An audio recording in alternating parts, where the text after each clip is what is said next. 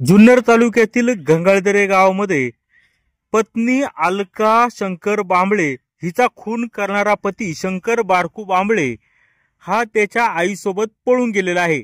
तरी त्याच्याबाबत काही माहिती मिळाल्यास त्वरित पोलिसांशी संपर्क साधावा असं आवाहन जुन्नर पोलीस ठाण्याचे पोलीस निरीक्षक श्री किरण आवचर यांनी केलेलं आहे।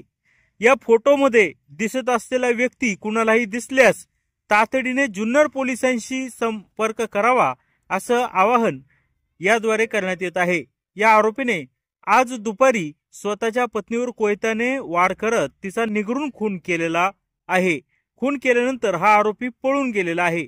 या खुनामध्ये त्याच्या आईचा देखील सहभाग असल्याचे दिसून आलेले आहे। हे दोन्ही आरोपी घरातून निघून गेलेले आहेत। पोलीस त्यांचा शोध घेत आहेत, परंतु ते अद्याप देखील सापडले नाही। तरी हे आरोपी कुणाला दिसल्यास त्वरित जुन्नर पोलिसांशी संपर्क साधावा असं आवाहन याद्वारे करण्यात येत आहे। जुन्नर टाइम्स, गंगाळदरे, जुन्नर।